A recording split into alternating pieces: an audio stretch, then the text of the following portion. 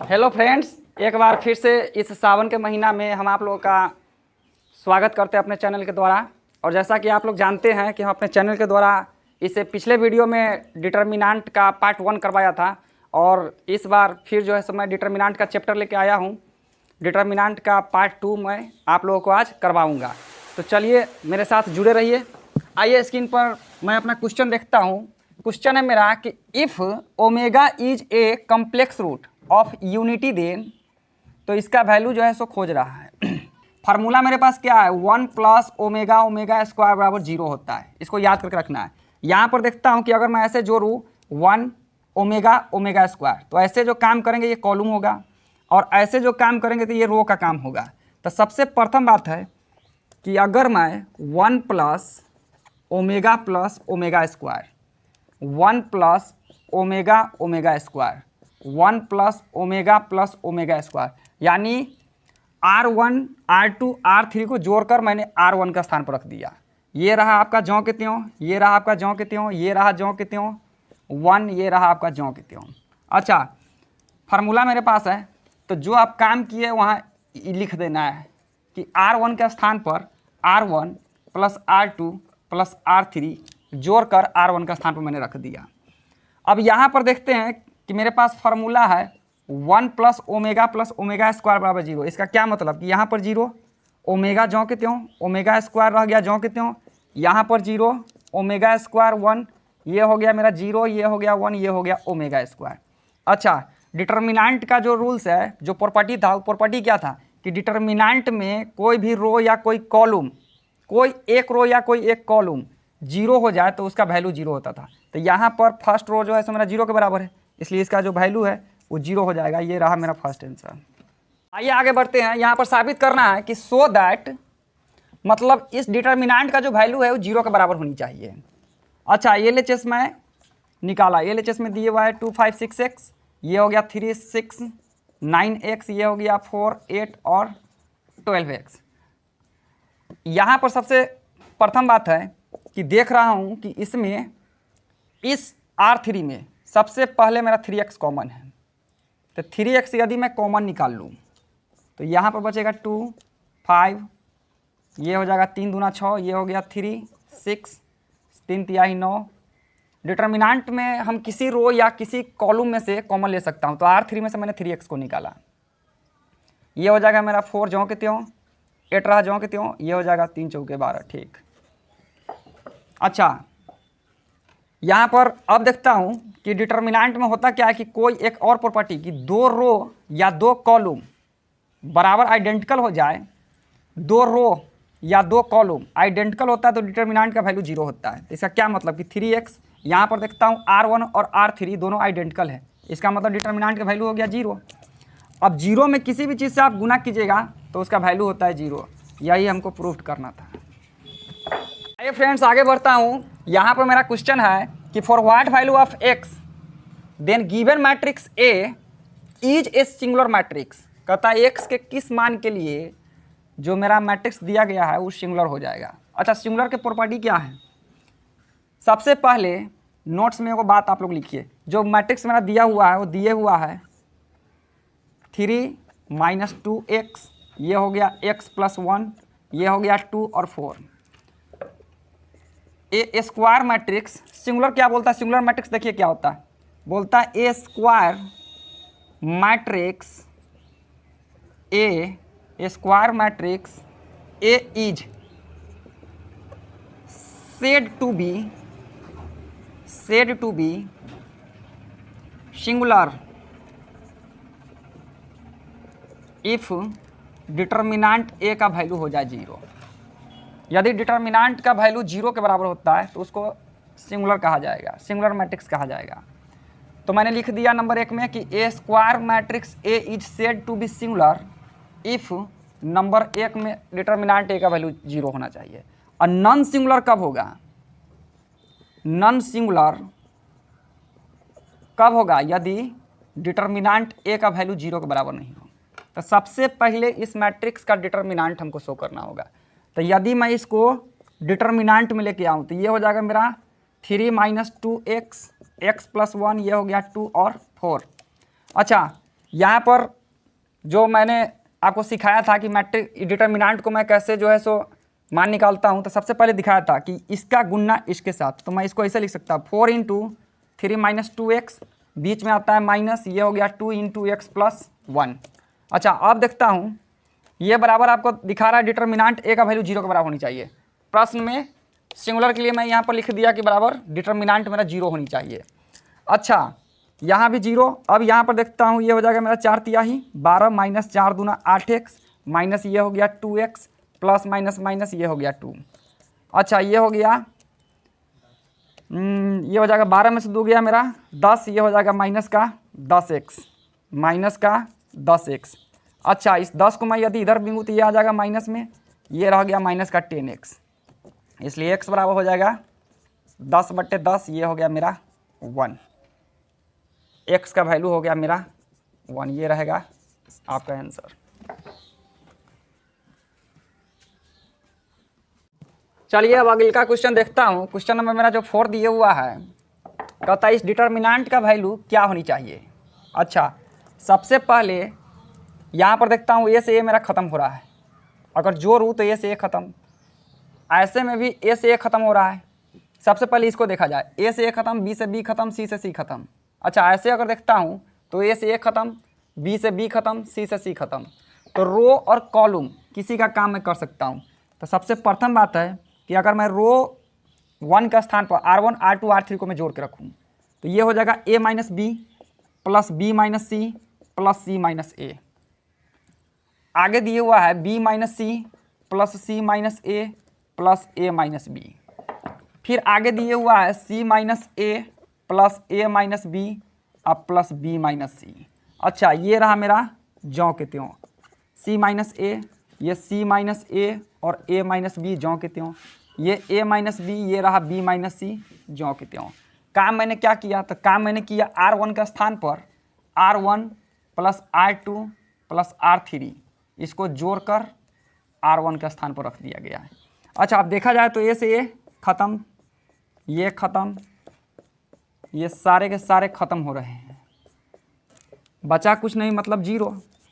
ये हो गया b - c, c - a, ये हो गया मेरा 0, c - a और a - b, ये हो गया आपका 0, a - b और b - c। अच्छा, डिटर्मिनेंट की जो प्रॉपर्टी, फिर वही बात कि कोई रो या कॉलम 0 के बराबर होता है तो डिटर्मिनेंट का जो वैल्यू होता है वो 0 होता है। ये रहेगा आपका आंसर।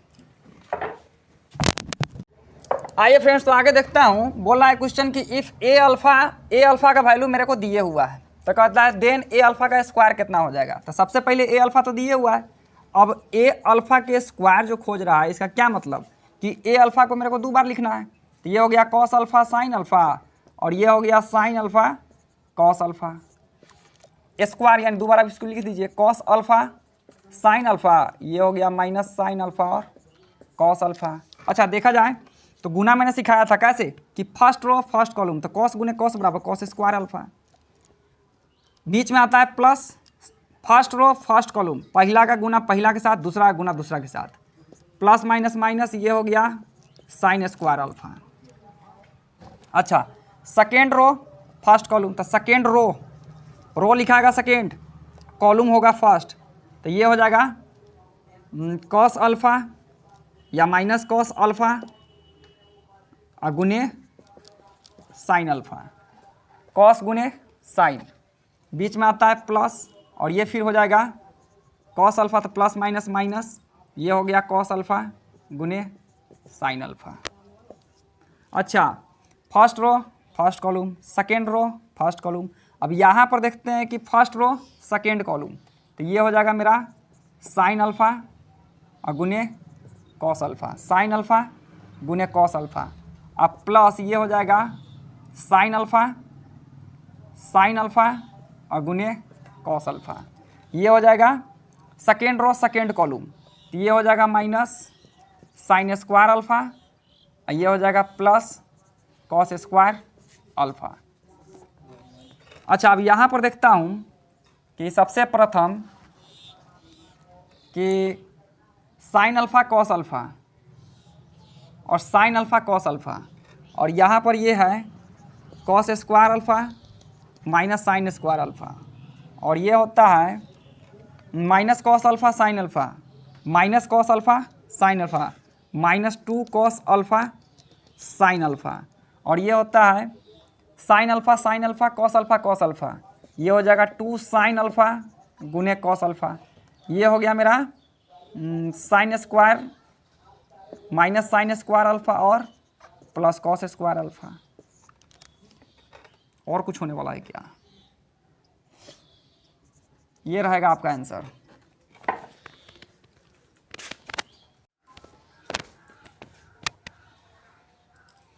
आइए फ्रेंड, नेक्स्ट क्वेश्चन है, if A and B are square matrices of the same order then A plus B into A minus B क्या होगा? तो आपको क्या बोला जा रहा है, यहाँ पर डायरेक्ट आप फार्मूला नहीं बना दीजिएगा कि A square minus B square, नहीं तो यहीं पर आप रॉन्ग हो जाइएगा। सबसे मेन बात है, यहाँ पर बोला जा रहा है कि if A and B are square matrix, मतलब यहाँ पर ए और बी जो है सो मेरा मैट्रिक्स दिए हुआ है, तो मैट्रिक्स का जो रूल्स होता है वो होता है ए बी में इन मैट्रिक्स। सबसे प्रथम बात है आप फार्मूला लिख लीजिए, इन मैट्रिक्स, मैट्रिक्स में जो होता है वो ए बी के बराबर बी ए कभी नहीं होता है। मैट्रिक्स में ए बी के बराबर बी ए कभी नहीं होता है। अच्छा, अब देखा जाए तो यहाँ पर जो मेरा दिया हुआ है इसको मैं ऐसे लिख सकता हूँ कि ए प्लस बी। अच्छा, इसके लिए थोड़ा हम एगो फार्मूला का उपयोग करते हैं, using distributive law. Using distributive law, इस लॉ का अगर मैं प्रयोग करूं तो ये क्या दिखाता है, ए plus B into A minus B. अच्छा, इस ए से आगे वाला में मैं गुना कर देता हूं, अब प्लस बी से आगे वाला में गुना कर देता हूं। अब ए गुने ए स्क्वायर हो गया माइनस ए बी, आप प्लस बी ए, क्रम को बदलना नहीं है, बी ए आप प्लस माइनस माइनस का बी स्क्वायर, ये रहेगा मेरा ऑप्शन। जो पूछ रहा है ए plus B into A minus B क्या होगा, ऑप्शन आपका ये रहेगा। आइए फ्रेंड्स, क्वेश्चन नंबर 6 के जैसे ही ये भी क्वेश्चन है, बोल रहा है कि if A and B are square matrices of the same order, तब आपको बताना है कि ए प्लस बी का होल स्क्वायर क्या होगा। और फिर दूसरा कंडीशन दिए हुआ है कि ए माइनस बी का होल स्क्वायर क्या होगा। तो मैं फर्स्ट पार्ट को दिखाता हूँ, आप लोग सेकेंड पार्ट खुद कीजिएगा। सबसे प्रथम बात है कि यूजिंग डिस्ट्रीब्यूटिव लॉ, इस लॉ का मैं प्रयोग करता हूँ। आपको सबसे पहले ध्यान देना है कि ए और बी के होल स्क्वायर आपको नहीं तोड़ना है। मेन बात है कि यहाँ पर ए और बी जो दिए हुआ है मेरा मैट्रिक्स दिए हुआ है, आपको ए प्लस बी के होल स्क्वायर नहीं है। तो इसको मैं ऐसे लिख सकता हूँ कि A plus B into A plus B, दो बार। अब होगा क्या, तो इस ए से ए प्लस बी में आप प्लस बी से ए प्लस बी में गुना मैंने कर दिया। अच्छा, अब ये ए स्क्वायर, पहले ए फिर बी, अब ये बी तब फिर ए, ये हो जाएगा प्लस बी स्क्वायर। हम आपको बताए हैं कि मैट्रिक्स में होता क्या है, मैट्रिक्स में होता है कि ए बी जो होता है ना कभी बी ए के बराबर नहीं होता है। अगर ऐसा बराबर होता कि ए बी बराबर बी ए तो ये दोनों जुट जाता, तो यही आपका आंसर हो जाएगा। मैंने फर्स्ट पार्ट किया, सेकंड पार्ट आप खुद कीजिएगा। ए माइनस बी लिख लीजिएगा, गुना कर देना है, ज्यों के त्यों रह जाएगा। आइए अगला नेक्स्ट क्वेश्चन देखता हूँ। बोल रहा है कि ए डिटर्मिनेंट जो दिए हुआ है वो बोलता है कि इज सिंगुलर, ये जो मेरा डिटर्मिनेंट है ये सिंगुलर है। तो कहता है तब बताइए ना कि आपका के का वैल्यू कितना होगा। अच्छा, सबसे पहले सिंगुलर जो है उसके लिए क्या होनी चाहिए, डिटर्मिनेंट ए का वैल्यू 0 होनी चाहिए। तो इसको मैं ऐसे लिख सकता हूँ कि प्रश्न में कि डिटर्मिनेंट ए बराबर 0, यदि सिंगुलर है तो डिटर्मिनेंट ए का वैल्यू 0 के बराबर रहा होगा। अच्छा, डिटर्मिनेंट जो ए है इसको मैं लिख लूँ 1 3 2 के और 3, और ये हो गया मेरा 3 - 2, ये हो गया माइनस का 4, बराबर हो गया 0। अगर मैं एक्सपेंड कर दूँ इसको R1 के सापेक्ष या C1 के सापेक्ष, इसको मैं यदि एक्सपेंड कर दूँ, एक्सपेंडिंग डिटर्मिनेंट अलोंग CA1 ले लेता हूँ। तो C1 क्या दिखाता है, यहाँ पर देखिए पहले साइन का बहुत बड़ा इंपॉर्टेंस है। यहाँ पर पहले प्लस, सेकेंड में माइनस, ये आया प्लस, C1 में ये साइन मेरा आता है। वैसे तो आप plus minus plus minus plus minus plus ऐसे आता है, लेकिन हमको इस चिन्ह से मतलब है। तो यहाँ पर ये हो जाएगा मेरा 1 और तो फिर ये लाइन गया और ये लाइन गया, बचा उसका गुना, ये हो जाएगा माइनस का 4K, माइनस का 4K, बीच में माइनस, तो फिर माइनस और माइनस, ये हो गया प्लस, 3 दूना 6। अब यहाँ पर आता है माइनस, ये हो गया -3 इंटू, फिर ये लाइन गया और ये लाइन गया, तो बचता है मेरा माइनस का 4K, माइनस का 4K, ये हो गया 3 तिहाई 9, फिर आया प्लस, ये हो गया मेरा +2, तो फिर ये गया और ये, तो ये हो गया माइनस का 2K, आ गया बीच में -3K, बराबर हो गया मेरा 0।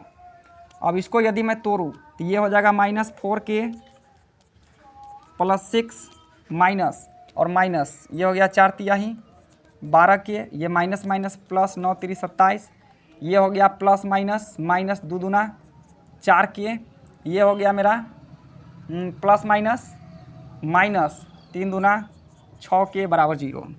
अच्छा, और यहाँ पर फिर जो हो जाएगा -4K और -4K, 4 4 8, ये हो गया मेरा 14, ये हो गया मेरा ये 12K, ये हो जाएगा 4K और 6K, तो ये 6 4 10, 4 14, 14 में से 12 गया मेरा माइनस का 2K। अच्छा, अब अंक में देखते हैं कि ये हो गया 27 और 6, ये हो जाएगा प्लस का 33 बराबर 0।